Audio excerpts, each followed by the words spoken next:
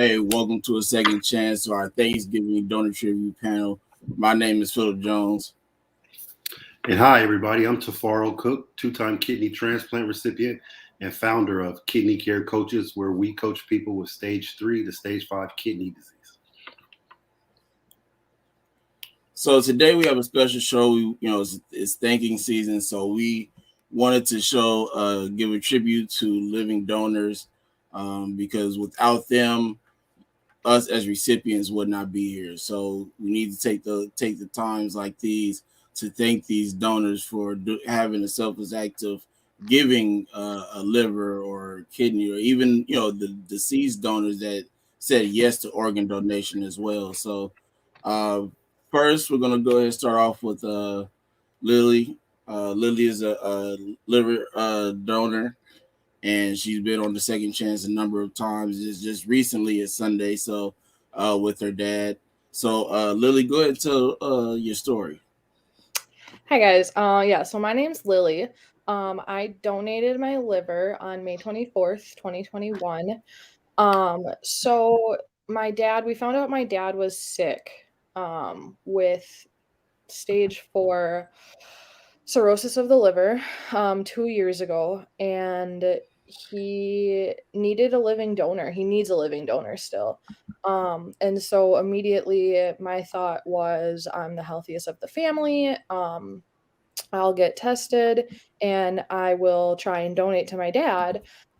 So we went through UW-Madison and I did all of the testing.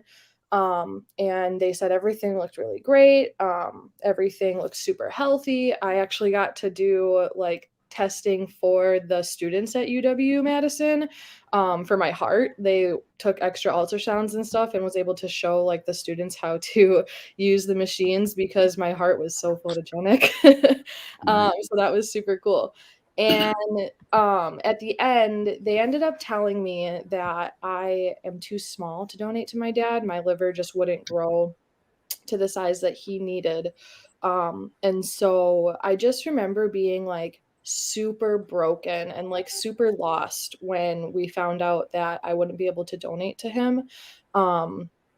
And my first thought immediately on the phone, like I was on my way to work and my coordinator called me and she said, "You're too small to donate to your dad. I'm so sorry. Like everything looked really, really good. You just won't grow to the right size." And immediately I was like, "Can I still donate to somebody else?" And she was like, "You should probably talk that over with your family. We don't want to make any rash decisions. So take time to soak it in, talk to your family, and we'll go from there." So this was in like October of last year. And I called my mom from the work parking lot and I'm bawling at this point. I was so defeated. And I said, I'm not going to be able to grow to the right size that dad needs. But can I please still donate? Like, do you think dad would be mad if I donated to somebody else? And she goes, "Absolutely not. Like, but take this time for yourself, really soak it in." And I work in a prison. So at that time I was an officer in the prison. And I just remember like I couldn't compose myself in the work parking lot. And I knew that no matter what, like I wanted to donate, but I did really need to take the time to just like cry it out. And the problem was I had an 8-hour shift in front of me, working in a prison, working with inmates. And in a prison, like you can't let your emotions, like you can't let them out. You can't let the inmates know that like you're upset because they'll take advantage of that. So I remember like trying not to cry, walking through the gatehouse, going through the screening, and like I saw my captain, he looked at me a little weird, and I like kept walking. And I got to my post and I just started bawling. I was like, I don't know what to do. I can't handle this right now. Like, I don't know how I'm going to get through an 8-hour shift. So I had one of my friends come sit with me and I just screamed. I remember just yelling because I was so mad that like I felt like I had failed my dad. And he sat with me and he let me cry, and I went to the bathroom and I composed myself and things were fine. And the next day I called my coordinator. I said, I talked it over with my family. I want to donate anyways. And she said that she would get the process going, but at this time, COVID was still like really, really bad. So we didn't know what it was as far as when I was going to be able to donate, because Madison was talking about shutting down elective surgeries, and this was considered an elective surgery because I didn't need it as an emergency. So she ended up saying that I was going to donate sometime in November. So I got all my family ready and prepared, and then Madison shut down their surgeries. So I was just kind of in like a waiting period. I knew that I was going to donate eventually. I was just waiting for Madison to get back to me as far as finding a recipient. And in March of last year, they ended up opening the surgeries again. And I had taken a new promotion through work. So I was doing an 8-week training. And the coordinator called me and she was like, "Hey, we have your surgery set up for March 15th. Like, does that work for you?" And I was like so like stuck because I had just started my training for my new job. And you can't miss any part of your training, otherwise they make you restart. So I was able to talk it over, and I called him back and I said, this doesn't work for me. I'm really sorry, but I need to get through my training first, and then we can talk about moving forward with the surgery. And they were like super cool about it. They ended up putting it on pause and just told me to call them when I was ready. So I finished my training. I let everybody at work know that this was what I was going to be doing the minute I finished my training. And so I called them in the beginning of May. I was like, "Hey, I graduate on May 15th. Like, I'm done, and then I can donate." So they scheduled my surgery for May 24th, and things just started like rolling. So I went in for my like last day of testing to make sure everything still looked good in May of last year, or this year. And on May 23rd, I headed down to Madison, stayed in the hotel overnight. Like my whole family came. We had t-shirts made. It was super cool.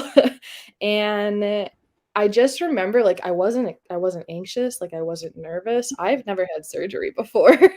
But I was like in my head, I was like, this is gonna be fine. Like I'm gonna bounce right back. I had camping trips planned for all of June. And I was like, it's gonna be great. Like I'm gonna bounce right back. The next week I'll be out of the hospital and I'll just start doing things again. And so I remember like going back into the OR room, and they had me all set up. And the nurse that was with me, she was so nice. And we get back into the OR and she goes, "My name's Emily. Like, I'm going to take care of you. And like the surgery is going to go great." So I get into this OR and it seemed like there was like 100 people in this room, like getting things ready. And I'm just like laying on the table. And my surgeon was like, "All right, we're all going to say our names. We're going to say what we're doing. And then you're going to be asleep." And I was like, "Okay, great." So I remember him introducing himself and saying that he was the head surgeon. And I guess everybody else introduced themselves too, but by that time I was asleep.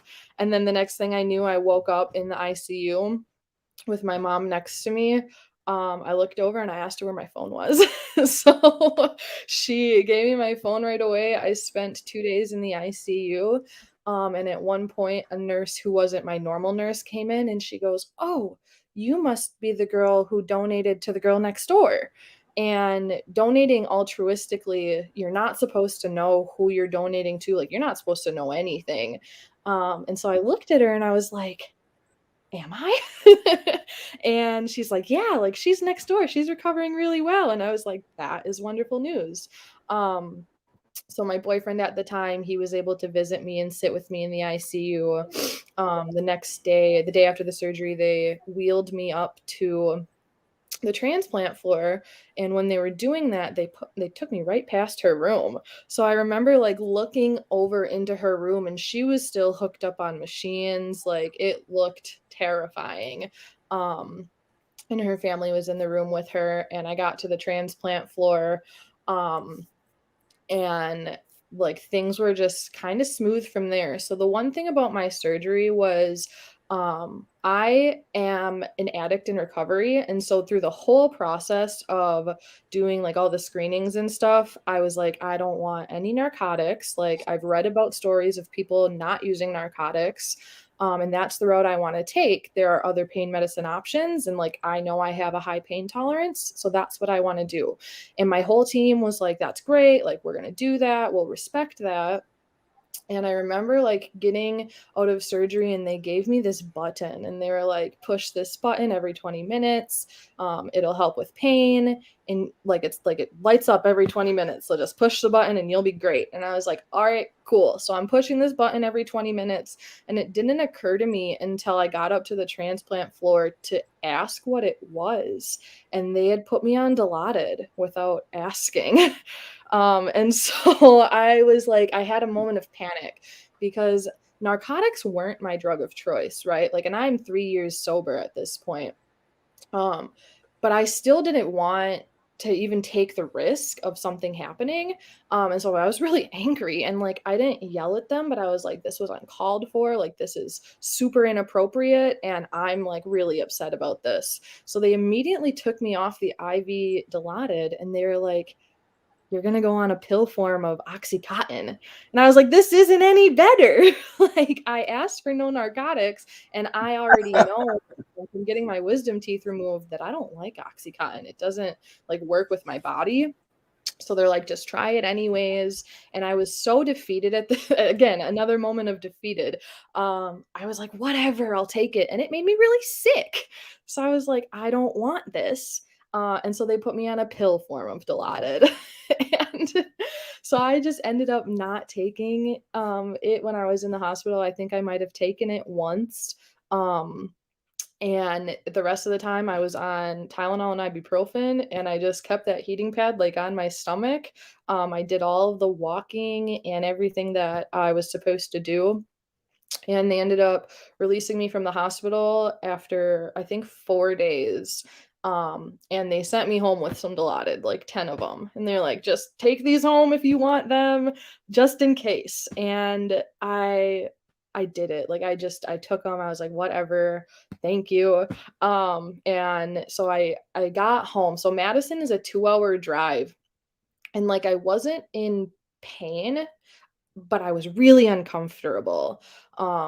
And like my lower back hurt a lot, but like as far as like incision wise and everything, like it didn't hurt. But that 2-hour drive home was miserable. And like we stopped at Culver's in Madison before we went home, and like I couldn't eat. Like I had no appetite. I just wanted to go home and sleep. And so I remember like getting home, and I just wanted to sleep, but I'm a stomach sleeper.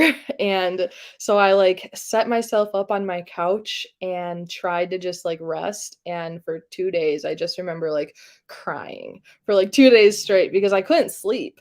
And I like I wasn't in pain. I was just uncomfortable.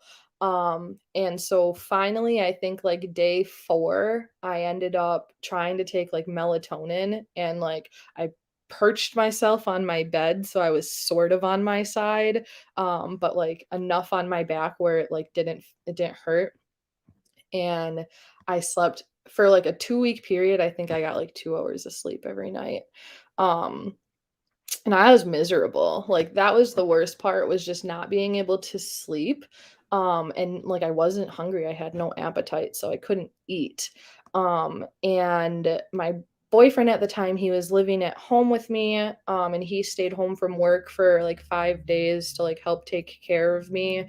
But I ended up spending most of my time at my parents' house. The weather was really nice, so I was able to just like lay outside. And I had like a zero gravity chair, so I was just chilling. um but really the worst part of the recovery for me was just this like uncomfortable feeling, and like I felt like I had a hole inside of me. Like I felt like I was empty inside and I could feel the emptiness, and that was really weird to me. Um, and like not being able to eat and sleep, like that was the worst part. But after like the 2-week mark, I started getting better. It was still like uncomfortable and I still felt all of the pain in my lower back. But like 3 weeks in, I had my checkup. Things were great. Everything was fine. My only issue was I couldn't straighten my left arm all the way. And so at my 3-week checkup, I told my surgeon that, and he realized that it was because I was strapped down to the operating table wrong. And so I had to go to my chiropractor and we like worked that out. But that was like my only problem after I had had surgery. And like from there, I was like riding on the back of my dad's motorcycle and like going for walks and just like really enjoying life. I went for a camping trip in the end of June for a weekend.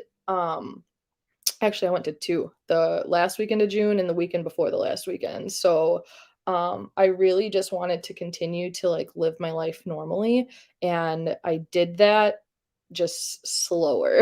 But since then, like, I took all summer off of work. My work was super, supportive of my surgery, and yeah, so I got 3 months off work.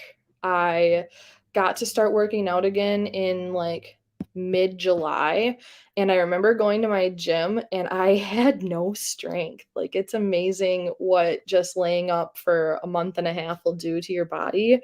But like I couldn't lift anymore. And like I knew they cut down your abs, right? But like I went to do push-ups and I immediately just like fell on my face. Like I had no core strength. And so that was like really hard to like remind myself that there's nothing wrong with me. It's just like my body's recovering from like a major surgery. So end of August I was pretty much back to like strength wise minus my core. I'm still working on getting my core strength back. Um but after all of that, like things are normal. Like my life is normal now. My stomach is still numb. I still don't have feeling like around my incision or like in my like whole stomach area, but I'm not mad about that, you know. If that's the worst thing that happened, then Wow, that's amazing. Let me just go back. After you did all the work for the donor to be a donor to your dad, and they told you you couldn't, um, what propelled you, to still want to give? I mean, did the emotions just rear up in you, like, okay, I still want to do this? Like, I mean, what was it like? yeah, so like I knew that my dad was getting like progressively sicker, right? Not like fast, but I saw the symptoms. And I knew in my head, like, I would want somebody to donate to him, right? Like, I want him to get better. And so I thought, like, my thought process is and was, um, I don't want another family to suffer like we're suffering trying to find a donor for my Right. dad. And if there's something that I can do to change that, like I'm gonna do that. So that was my thought process That there. that yeah, that's amazing right there because uh yeah, that's wonderful right there. Let me ask you, did that move up your dad on the list for a liver transplant? No, so I found out that at Freighter and like for kidney transplant, they'll do like a one for one. Like Hmm. I'll give your family my liver if somebody in your family can give Right. my dad his. Madison doesn't do that with liver transplants. Okay. So this was like strictly just me donating to somebody else. And like I remember telling people from work about it, and they were like, "Oh, you should really do your research because you don't know who you're going to be donating to, and it could be an inmate and or it could be a really bad person." And at the end of the day, I was like, "Listen, like if that's what it is, then that's what it is, and I'm still like helping somebody, you know." One of my coworkers gave me the movie 7 Pounds with Will Smith, and it's a great movie, you It's a know. great movie. But I just didn't feel the need to to dig that far into it, you know.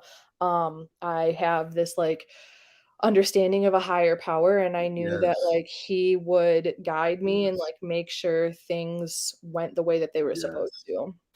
I So truly believe in that also. If you do good karma, it's gonna come back good. So that's you can't worry about where it ends at, long as you do your part and do the right thing, which is right, awesome. right, and that's exactly what my thought process was too. Now, did you ever get to meet your recipient, the lady you gave to? I have not met her yet. And Madison's program says that after a year, if she decides to reach out to me, that's how it has to start. So she has to reach out to Madison and say she wants to meet me. And then Madison reaches out to me and says, yes, you can meet her. And then we can meet that way. But Okay. I still have no idea who she is or Right. anything like that. I want to say thank you for being transparent about your life and everything. And sometimes these hospitals, they, when you told them specifically, don't give me Dilaudid, all this, and they still give it to you. That could be a mess up and you gave them a clear reason why, and Right. for that to happen is wow, man. Yeah, and I actually had to do like separate testing, and I had to see like a therapist while I was doing my testing at Madison because I told them I was an addict. I Right. told them I was active in recovery, and so they had to do like further digging into my life to make sure that I really was clean and I was stable and that. So I just like honesty is the best policy, Right. like there's no reason in lying or no point in that. So I was super upfront and I actually had a call with my coordinator a little while back and she said, how did everything go? Were you happy with the outcome? And I said, yeah, everything was great except for they gave me Dilaudid. And like her response was, well, we just kind of need to make sure sometimes the lines get blurred and we just wanted to make sure you weren't going to be in pain because this was a big surgery. And I took a step back. I was like, listen, I appreciate everything you guys have done for me, but the problem is I was under the understanding that I wasn't going to get narcotics and Right. they gave them to me anyways. And like that was messed up. But Yeah, I mean, and because see the after effect of what could happen with that, you know what I'm saying? Especially after you told them, they're looking at the right here, But I rather, like you said, and me being, I was on dialysis close to 12 years, and I would see people come into the dialysis center, and after all the surgeries I've had, taking those things, and they seem like they'd be zombies, and I'll be like, no, don't give me nothing because right. I'll just fight through the pain. I don't care. I'm good with that. But let me ask you this though. I still have a little bit of numbness in my second transplant. Do you still feel the emptiness in your stomach? Not so much anymore. When I like the first couple months, if I would lay on my stomach, it still felt that way. And I like know nothing about anatomy, like just very little. So like I'll push on my stomach sometimes and like try and feel like what the surgeon felt when he was saying like this is your liver. I don't get it. Okay. So about the nerve in your arm, you said they had you strapped down in a way because what's crazy about that is Phil and I interviewed a lady. I can't think of her name, but she got a kidney transplant, and she had a nerve damage in her arm also, and it's still bothering her to this day. And it was right after the surgery. And you're the second person I heard, about. We talk to people. I've been talking to lots of people who had transplants and donors, all my life, because I was 18 when I got sick. But did they say anything like nerve damage, or what did they say about that? So the surgeon was really mad because when I talked to a nurse and she said, "Oh, that's normal, like it'll be fine." Because I remember being like in the hospital still and being like, "I can't straighten my arm, like I don't know Right. what's going on." And she's like, "Oh, that's normal, it'll come back." At my 3-week checkup, he was like, "That's absolutely not normal, like Right. something went wrong. Right. You're probably strapped down wrong or somebody leaned on you the wrong way." But again, after like working with my chiropractor and he did like some stretching with it and we just like kept working it, it's back to normal now. Okay. Good. Good. Okay, I can go on forever with questions because your story is so amazing. But go ahead, Phil.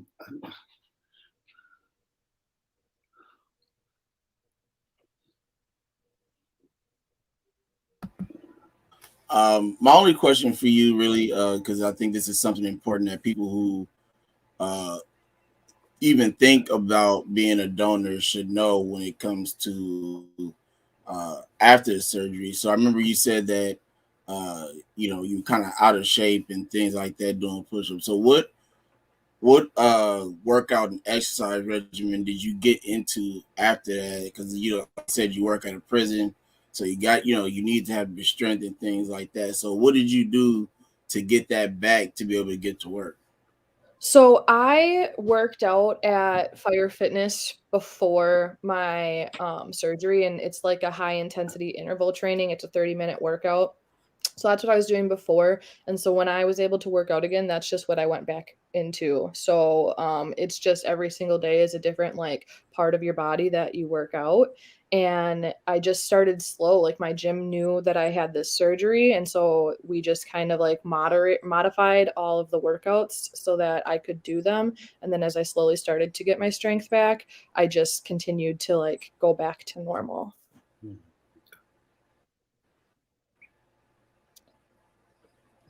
Awesome. Well, thank you again for sharing your story. Yeah, Mr. and so Cook? my last thing is I know when I first shared my story, I shared the letter that I wrote to my donor. Could I do that again, or my Yeah. recipient? Could I do that again? Yes. Okay, great. So Yeah. when I was in Go the ahead. hospital waiting for my surgery, I was doing a lot of like self-reflection, and I knew that I wasn't ever going to meet my donor, I wasn't going to have the chance to meet my recipient right away. And so I wrote a letter, and I do this a lot, like write a letter to somebody who's never going to get it. And so I wrote, "Dear sir, ma'am, I'm not sure how to address you as I know absolutely nothing about you. And I'm not sure how to start, continue, or end this letter because I've never written anything of the sort, but here we go. I'm so grateful to have been given the opportunity to share my liver with you. In the beginning, and after I found out I couldn't donate to my dad because I'm not the right size, I did a lot of research of what a transplant looked like, how a person recovered, what they endured, the ups and downs. I knew I wanted to continue the donation process. My only thought was, and still is, if I've been told I have a perfectly healthy liver and can help someone not struggle like my family, and I are to find a donor for my dad, then why wouldn't I step up and do my part? I truly see no other option. And that's not to say I feel forced into this because I absolutely 100% do not. I just feel like it's the right thing to do, and the opportunity presented itself. Anyways, back to my research. I read that sometimes the recipient can experience similarities in likes and dislikes from the donor, something about muscle memory from an organ. So I thought I'd share a few things with you.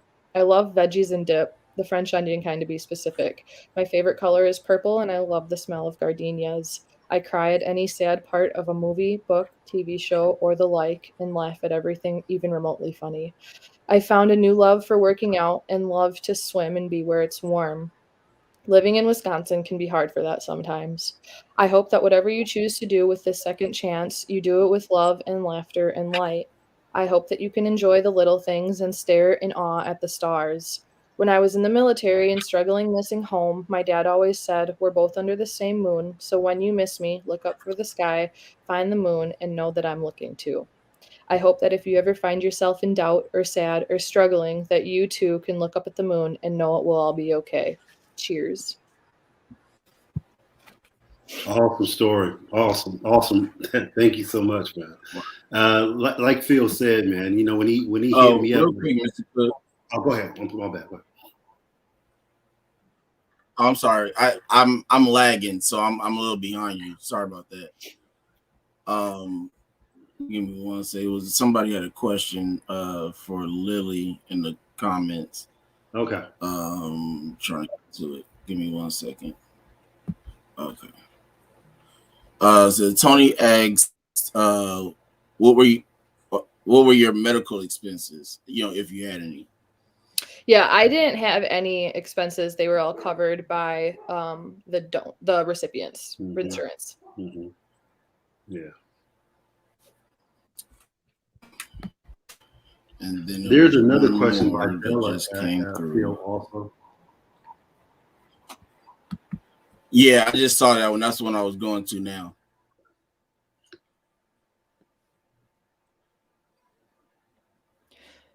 So in my transplant process, like talking to my coordinators and stuff, I let them know that I was an addict in recovery, that I was actively working a recovery program, and that I didn't want the pain meds. So this was brought up multiple times with my um, transplant team. And I think it was just like a miscommunication on the part of the team and the nurses that were taking care of me.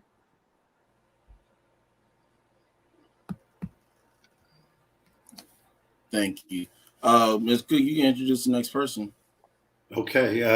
Now we got Lily. Thanks again for your story. It was really amazing to give a part of your liver. That's amazing. I hope the lady that you gave it to reaches out to you, because I would love to hear how she's doing. Yeah. Eventually you can come back on and tell us about how she's doing, and we all pray that she's doing good. And I just wanted to say something. Phil reached out to me and was like, "Hey man, we need to do a donor panel around Thanksgiving." And I was like, "Yeah, man, that's definitely do that, man," because we talk about transplant recipients all the time, but we got to show the donors love. And I just wanted to say thank you, ladies, again. From the bottom of my heart. My sister gave me my first one, and then a family friend, Jackie, gave me my second. So if it wasn't for them, I wouldn't be here, interviewing you guys. I wouldn't be here, helping other patients and stuff like that. So thank you for the second chance. Now we're going to interview Kathleen Hart. Kathleen, go ahead and tell us about your great story, please. All right, so it's Catherine. I'm So my sorry. story, you're fine. My story is a little bit different. I donated on November 2nd at UPMC in Pittsburgh. I'm what they consider a direct, non-direct donor. My recipient is my cousin by marriage, or as I say, a piece of paper in a ring. He is 10 and he has been sick most of his life with liver complications. It first came about in July when it was posted on Facebook that he needed a living donor. Me not thinking nothing of it, I went ahead and reached out to UPMC and started the process, and not thinking that I would be as good as a match as I was, because I'm not blood related. We go in for the testing in August, and they told me that I was a match and that we were going to schedule the surgery for September. Yeah, September. Both of us ended up sick in September, so then they delayed it until November 2nd. We stayed at the Hampton Inn, myself, my husband, and my in-laws, and he was admitted into the children's part. My husband kept everybody updated the day of, to where everybody in the family were all in a Facebook group on both sides. We all knew when the liver was being taken out, when my surgery started, when his started, when the liver was being transported.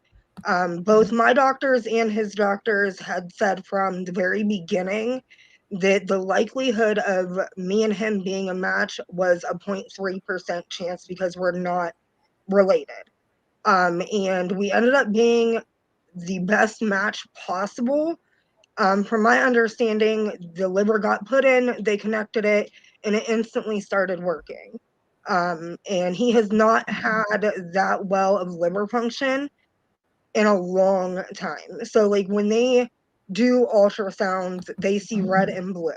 Blue means it's not operating, red means that it is. The red overcame all of the blue the morning after surgery with his first ultrasound. Since then, we have been in constant contact. I went in for my 2-week post-op. My doctor, Dr. Humar, he was very pleased with the recovery process. The only thing I remember from surgery is being in the pre-op, crying to the nurse, because I have 3 small kids myself at home. I have a 9-year-old, almost 10, a 7-year-old, and a 6-year-old. Then I knew they wanted mom and dad home. And I'm sorry if I get emotional, it's still very fresh. I said from the beginning to my cousin, I'm coming for you, I got you. And I meant that. Being wheeled into the OR with my nurse, she asked me why I was crying, and I simply said, I want to make it out of this. They prepare you for worst case scenario. They always have. And obviously, worst case scenario in any surgery, no matter how big or how small, it is death. And I looked at her and I looked at the doctor. I was like, I just want to make it out of it. She's like, you're fine. You're going to make it out. And I knew at that point that I could be extremely confident with them with my life on the table. I remember waking up in the ICU, my husband FaceTiming my mom, and I literally told my mom, I'm fine.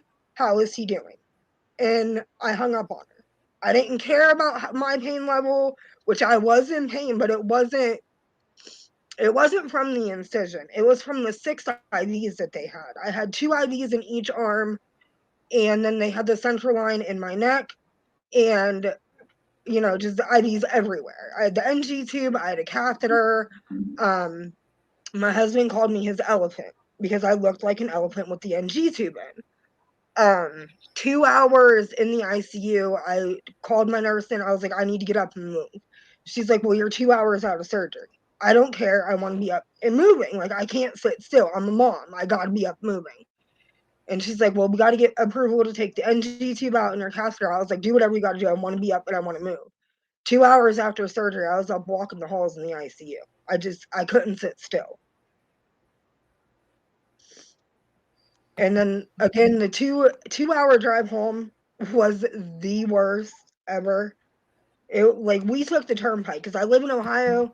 My surgery was in Pittsburgh. It was the worst, most uncomfortable drive home. I was barricaded with pillows. My aunt, who's a nurse, was sitting right next to me. She had an aux pulse monitor on me. And nope, I told my husband, he was driving, you need to stop. I cannot sit like this.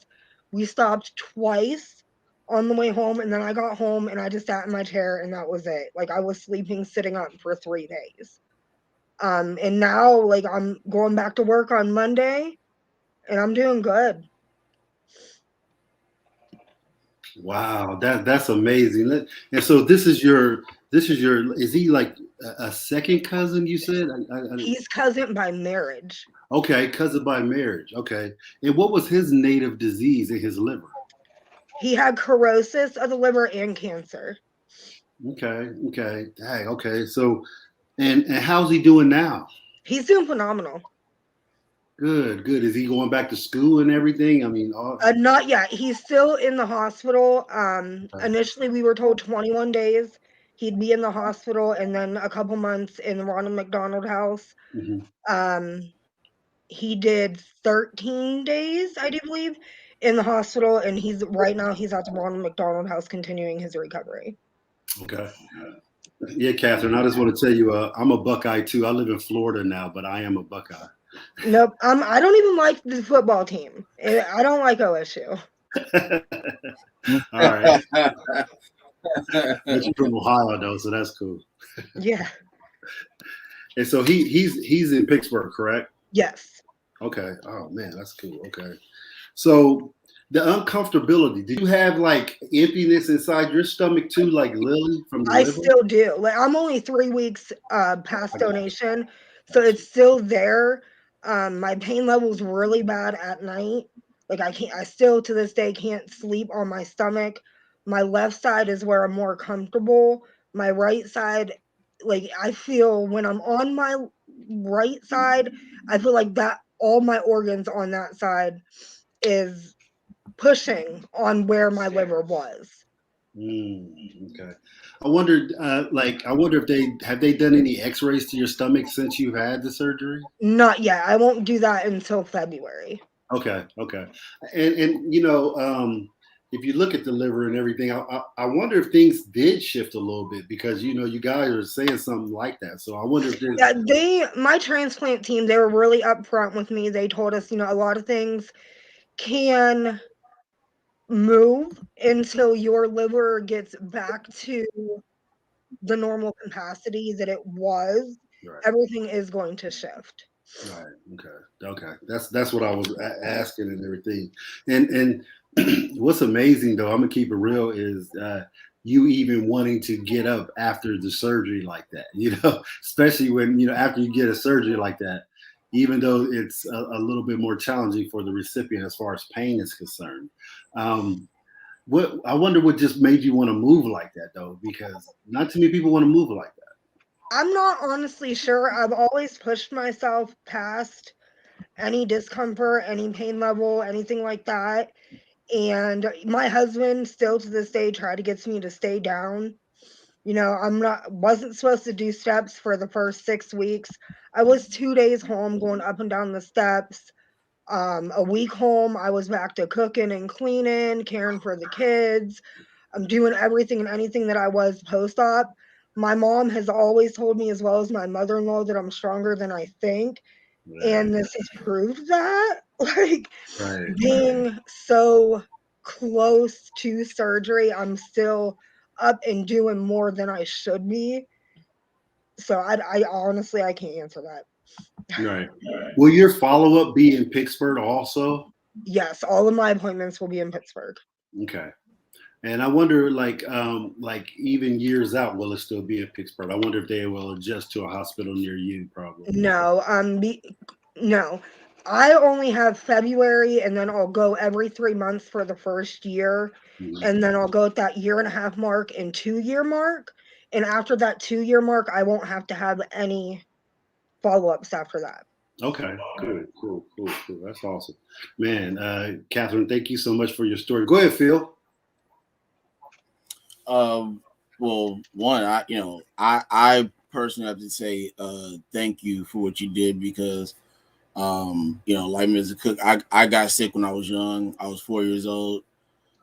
So pediatrics is something big for me when it comes to transplant. So for you to make that decision, the family and is a big deal. And I was going to ask you something and lost my thought. Ms. Cook, if you got another question, go ahead, because I definitely just forgot my question. Okay, all right. So did they give you any more, like, do you have to take any pain meds or anything like that after? They had me on ketamine in the hospital, and they sent me home on Tylenol, ibuprofen, and Oxycontin. I am not the one to take narcotics. I never have been. Addiction runs really deep in the family, and I chose not to take them.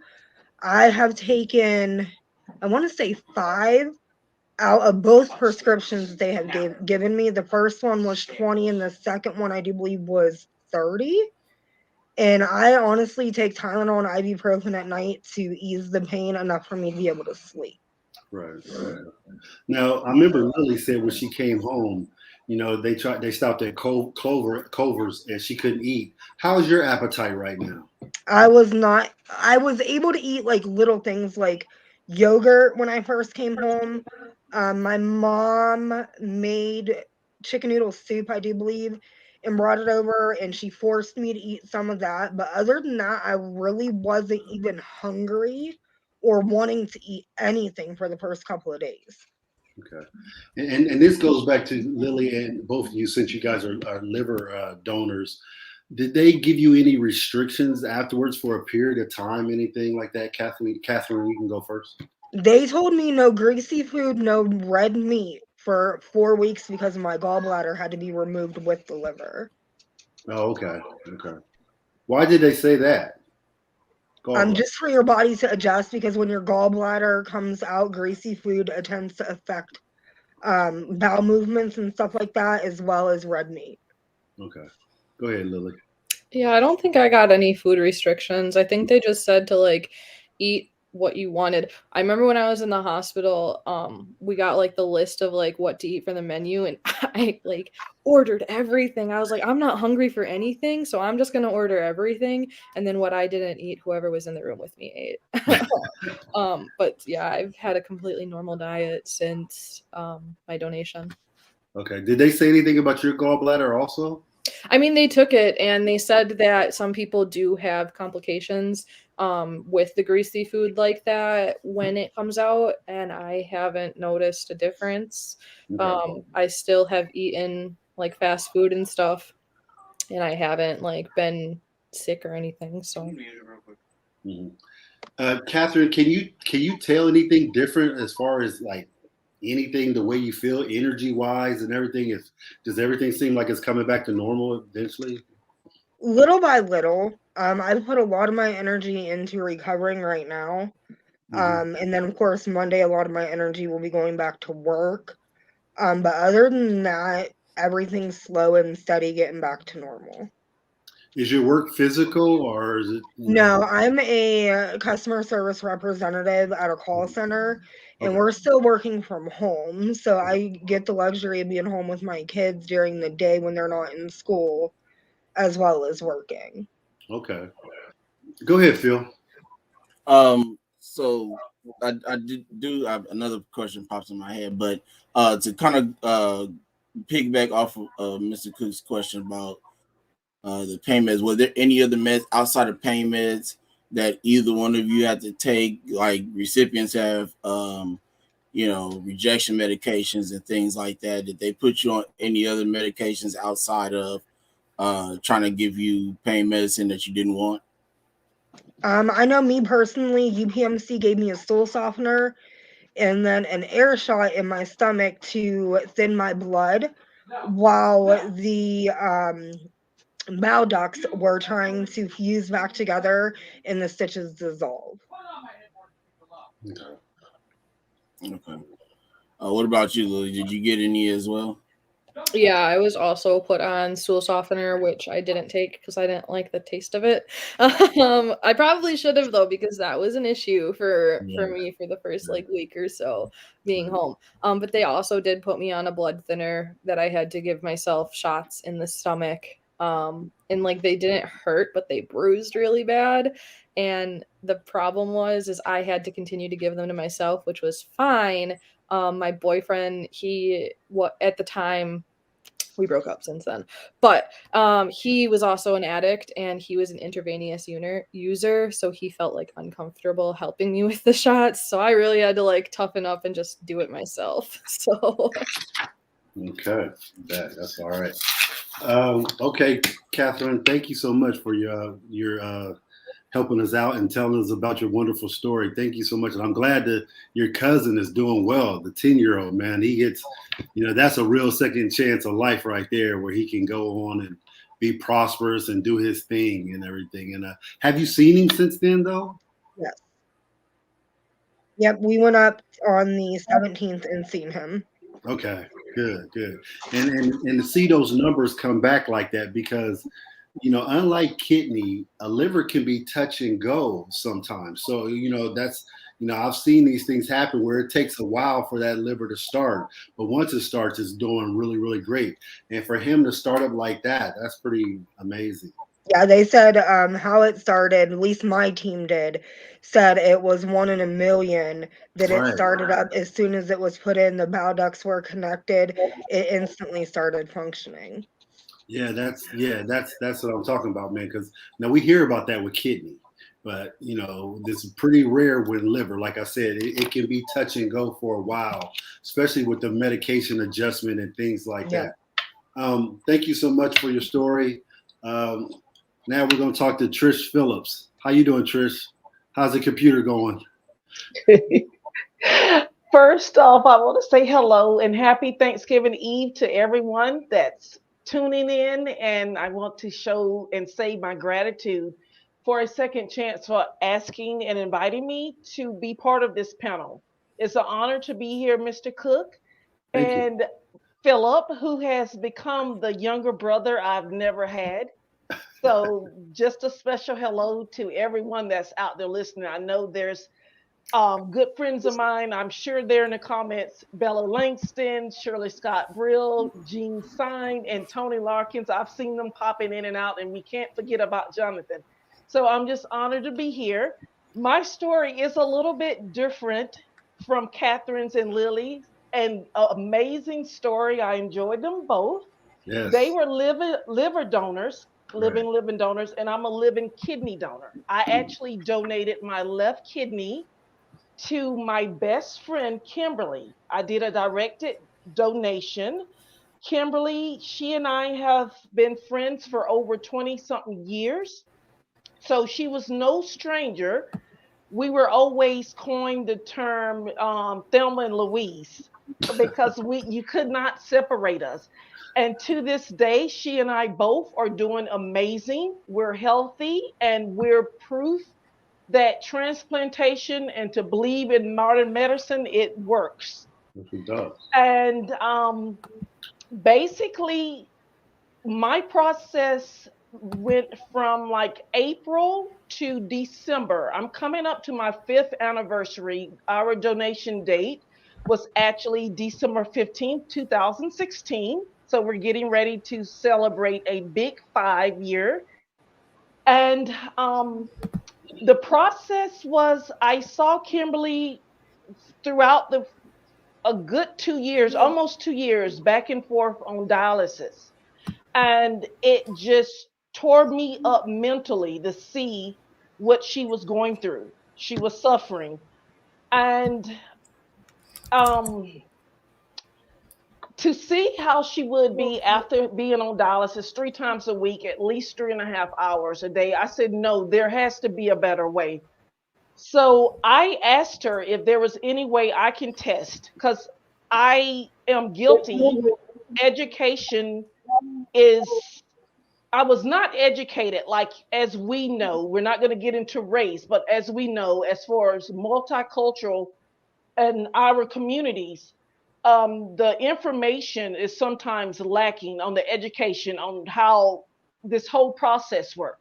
So I am going to be the bigger person and admit I did not have the education on it. So I was ignorant when it came to donating my kidney. I was under the impression that I had to be a relative, a blood relative. But when she told me her daughters were testing, her husband, I said, wait a minute, her husband is not related. He was not a match. But I said, maybe I can do something. And it didn't hurt to try. So she was registered in Tampa General. So Tampa General Hospital handled our transplant. And I'm grateful for them because if it wasn't for them, I don't think my journey would be as exciting and thrilling to talk about as much as I do because they are like the Neiman Marcus and Saks of transplant centers. They're like top 5 in the Mhm. country. People from Europe come to them. And so, yes, I'm bragging about them because I got VIP treatment and still to this day, 5 years out. So, just saying that I started the testing process. Everything was done locally first when it came to doing labs and the 24-hour urine collection. So, once I passed all of that, that's when everything moved on to do 3-day testing in Tampa at Tampa General Hospital. So, with that being said, I told Kimberly she could not come with me. I could not sleep in the hotel next to her and look at her and want for her to wonder or be disappointed if I moved to the next step or if I'm passing. I didn't want to give any false hope because she and I both reside in Fort Lauderdale, Florida. So we had to move over to Tampa for a month, 2 weeks to a month. She was over a month. I think I was over 3 weeks, 2.5 weeks, because you had to be there for those first initial post op appointments. But after everything was testing, I was passing everything and I got the news and she allowed me in September. Wait, was it? Yes, September is when I went over for testing for 3 days, but it was actually November, October, November, because a lot of people don't realize, even though you passed and you're a exact match or a good potential candidate to donate, you still have to go above in a front of a panel, a review board, a medical review board to approve this. So we had to wait on the next one, which was in November, and they passed and approved us. So after that, she allowed me to schedule the surgery around my Christmas vacation time. So that way I didn't have to use as many as of my vacation days. So the transplant was a success. Of course, like they said, there was pain even with kidney donation, Mhm. but it's all good pain. If you are in pain and to see your recipient, if you have that privilege to know who your recipient is, to look at them and see all of their time suffering on dialysis is over because they're like Wonder Woman. I went to see her and she's power walking and moving around And I'm like walking bent over in pain and gagging almost. But there was no greater pain, and I would do it again if I could, because I always told myself, all you have to do to decide if you should be a living donor or even a deceased donor, just close your eyes for a second and ask yourself, if you were in need of an organ, or if a loved one of yours is in a need for an organ, wouldn't you want someone to give you a gift of life to improve a better quality? Yes. So that's all you would need to do. And since my donation, with the both of us are being in health, great health, I have been on a mission to dispel a lot of the myths and debunk all of the myths and disbeliefs and the misinformation that runs rampant, especially in the African American and Hispanic communities. Um, Especially when it comes to being a deceased donor. So I have been on a mission. I have become an ambassador, an advocate. I've started my own local radio show where I have had a sponsor, Darcy Jackson Roofing and Waterproofing, reach out to me to get this word out for the community. I have partnered up with Brenda Cortez. She's over Howl the Owl, which means helping others with love. I become an ambassador for that. I'm an ambassador for LifeLink out of Tampa. And it's just to get the word out. And it goes on and on. Ambassadors with Kate Griggs, who runs a decal for living donors. And it's just to I'm trying to get emotional. It's very remarkable. And being the ambassador and volunteering, it led me to set out on a mission to start my own foundation that I plan to reveal on my 5th anniversary date. So stay tuned for that. And I want to thank Philip for connecting me with Beacon Foresight Group. He connected me with a wonderful team that got me started with this. And so I'm all set, and that should be revealing a big reveal for the 5th anniversary. And he even helped design my logo, so he's turned into a little brother.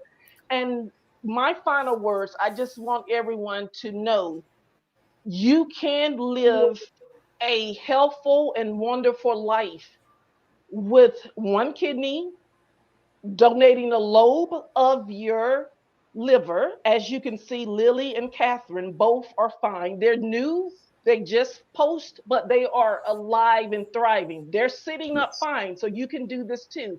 And even if you're not trying to become a living donor, you can help by registering to be a, a deceased donor.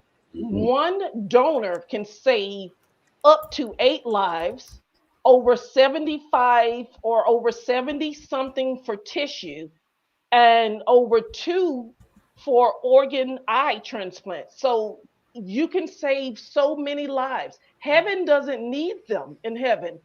God would want you, or your higher power, I'm sure, would want you to bless and give someone else this wonderful miracle. So if you're listening out there and you're still unsure, you can find me through all social media um, pages, or you can reach out to a second chance and contact me, because donors are needed. There's over 100,000 people daily waiting on life-saving transplants. And of that, 60% of that 100,000 are all multicultural races. So this is why it's my mission and my passion to bring awareness. And I thank you for my time too. Thank you for your wonderful story, and I appreciate all the work you're doing. Go ahead, Phil. Go ahead. You start. Go ahead. Um, I I think one important question that comes from your story, and I think it's meant for anybody to hear that wants to be a donor. But you said that you were kind of ignorant to the information of being a organ donor. What did you do to collect that information that you needed to make that decision, to be, to say, I wanted to donate my kidney to my best friend after having the prior knowledge that you had and then I guess you received some different information to be able to make that decision after the fact. So, did you go to look up websites or information, or did you just talk to somebody, transplant coordinator, doctor, anybody like that? Basically, I didn't do so much Googling because I know even in real life, Googling stuff will freak you out. It seems like all of the negative articles will pull up. So I went the old school way. I asked for pamphlets. I spoke with my transplant team, and I got to know people through volunteering. Miss Shirley Scott Brill, Educating Minorities, her foundation, she was one of the first people that helped with minorities becoming aware on how to donate and how safe it is. So it's just the knowledge. The knowledge is there, and your transplant team will lead you to it. And there's so many different programs, and even the brochures the driver's license DMV give you, those are pretty accurate as well too. So I just asked, and the best hand knowledge comes from meeting recipients or other donors. That's where the best information is received versus going on Google, in my opinion, and what I found helpful for me. How is Kimberly doing? Is she well? Yes, she's well. She's back to work. I'm not sure if she's listening, but hopefully she is on her break. And we're both doing well and no complaints. Thank you for asking. Awesome, awesome. 5 years is great. Anytime after to be able to give an organ or receive one, and still and still be here, still breathing is awesome. So congratulations on 5 years coming up. Mr. Cook, you have any questions? Yes, I do. You know me. You know I got some questions. I know. I know. First of all, I want to say I'm in Tampa right now. I live in Tampa, and Okay. Tampa General is right up the street, and they are a great hospital. I just want to say that, especially their pediatrics. I was a pediatric when I first got sick, and Eddie and I, I've been working with Eddie with the Wine Eye Foundation since '08. So Oh, we've been wow. we've been working with pediatrics for a minute. But let me ask you, what was Kimberly's native disease? I can turn around and get it out of the book that I'm a co-author in. It's it was a rare disease, something Glomerulonephritis? that sounds like it, but it's actually in it was it was in genetic for her. Okay. So Polycystic kidney it's a disease? long word to it. Yeah. Whatever. Let's see here. She had Nephritis. in 2013 she was diagnosed with an IgA nephropathy. Okay. Yeah. That Yeah. okay. I clearly know what that is. Yeah. Okay. And it is genetic. Yes.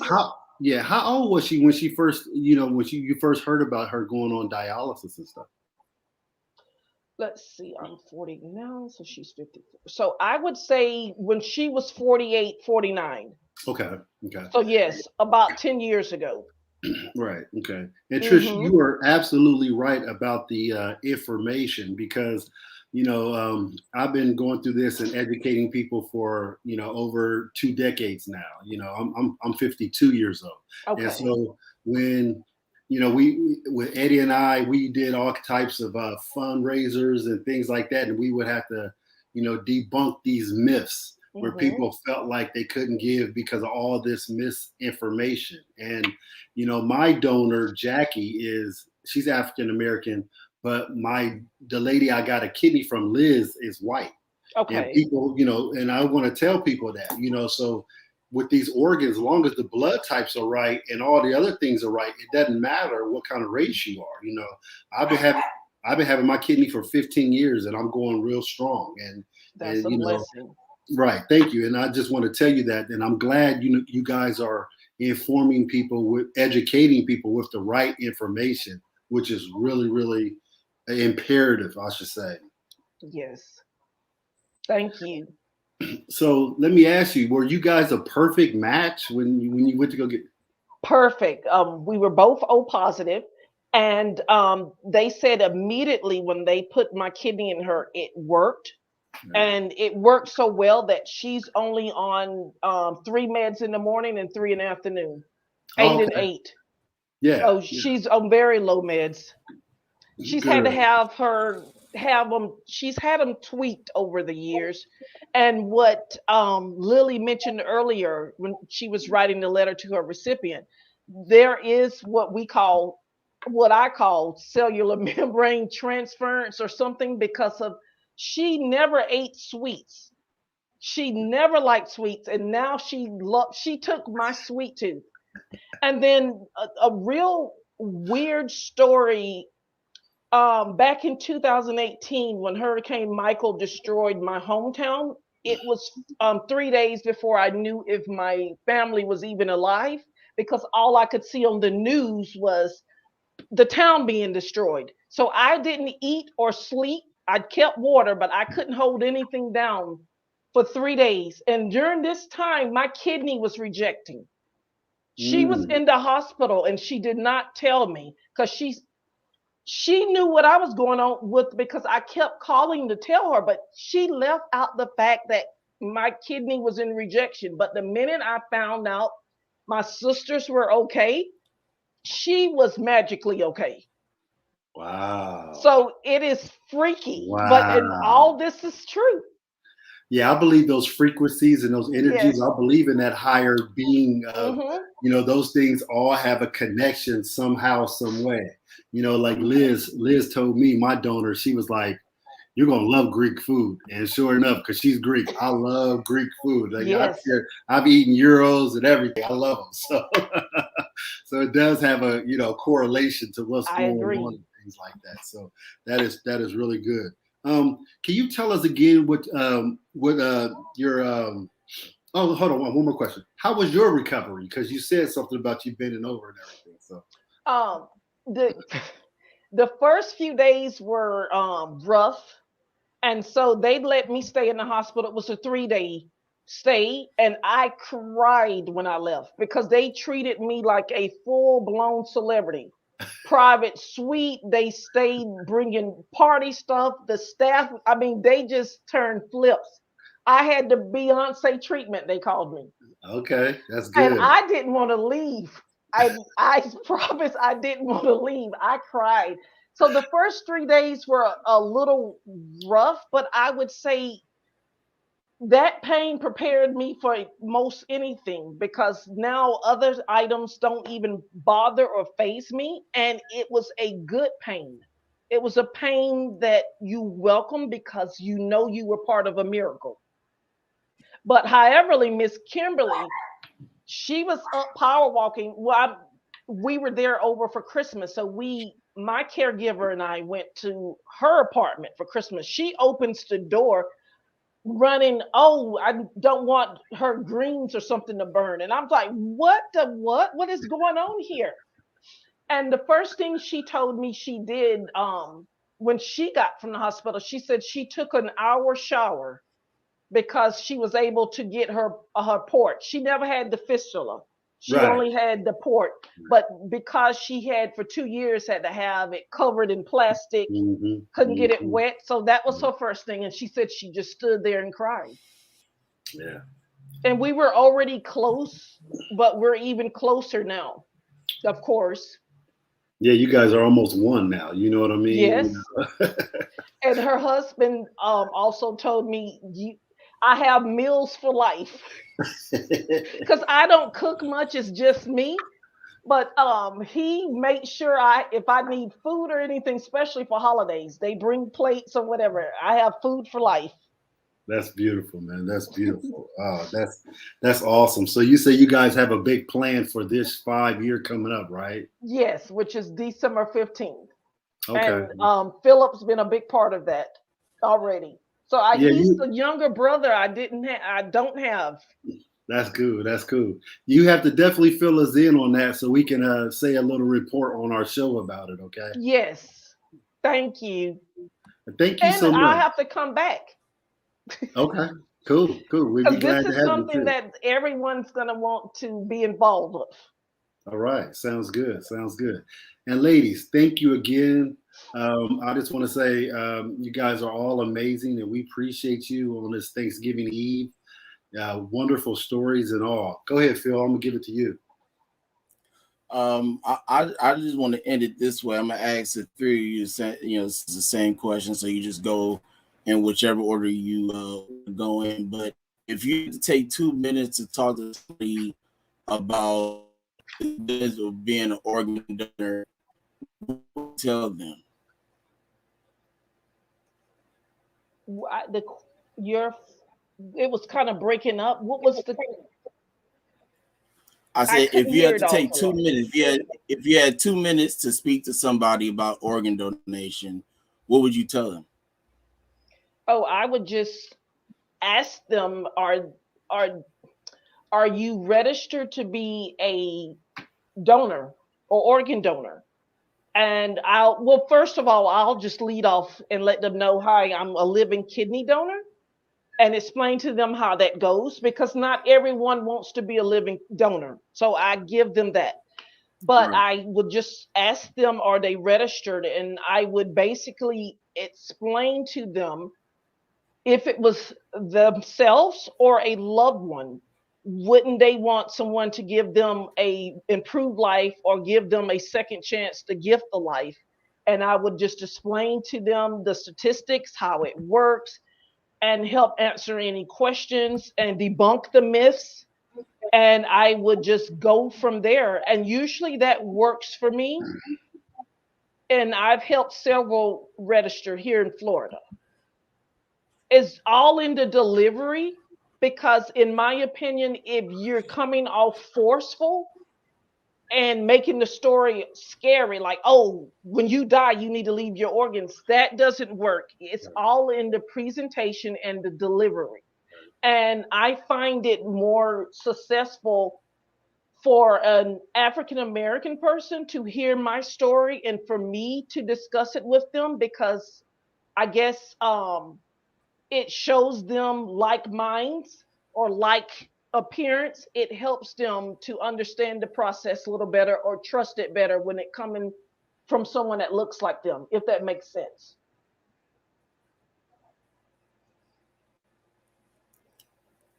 Lily or Catherine?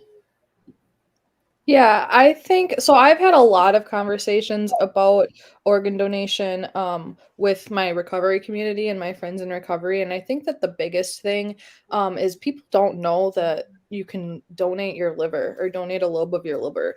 Mhm. And like the biggest joke I always get is, oh, from like people who still drink, nobody wants my liver. I drink too much, or like, my body doesn't even want my liver, whatever. But I think that like letting people know that you can bounce back to normal and like save a life, right? So I am doing at 6 months post-op, I'm doing everything that I was before. Like my life has not changed in the slightest, minus the fact that I have this gnarly scar on my stomach, um but like it's just super important that they know what goes into it. As far as like liver donors, it's not so much blood type, it's how your liver lines up and the size that it's going to grow into, and you can donate 70% of your liver and it will grow back to full size. Oh, So I think just like giving them the statistics and showing them that like I'm living proof that you can go back to 100% normal, and also save somebody's life on top of it is just like super important.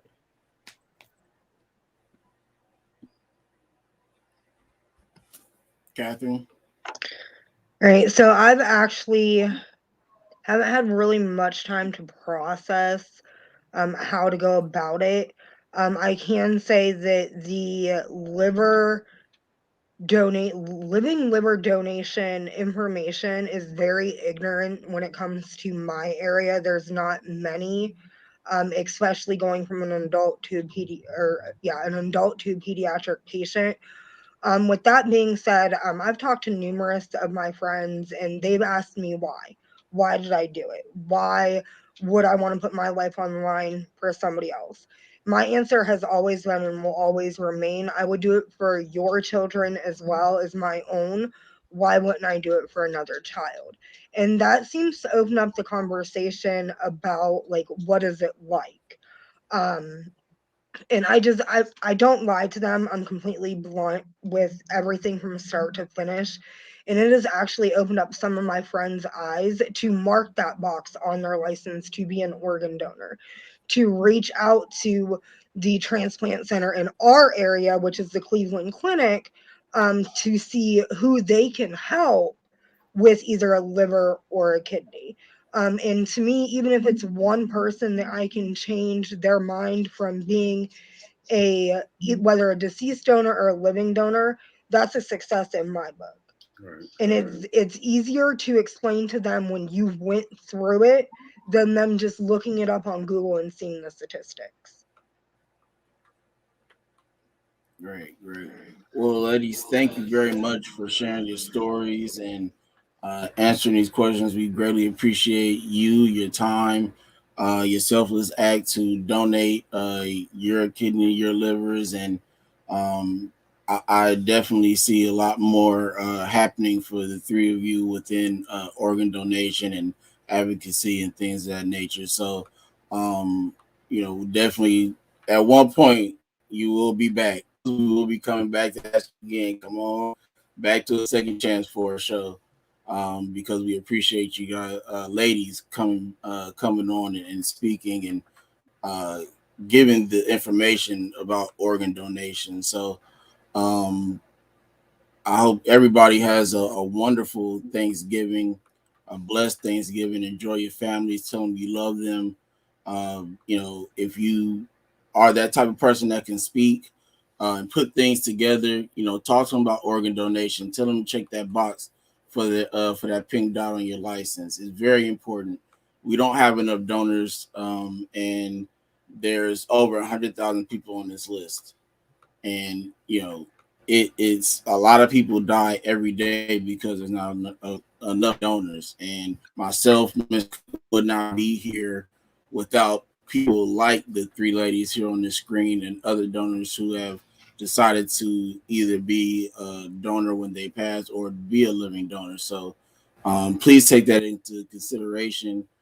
We appreciate everybody that watched today and people who will be watching in the future. And we will see you guys this Sunday back here on the Second Chance. Have a great day. Have a great Thanksgiving. Have a great holiday season. And we'll see you.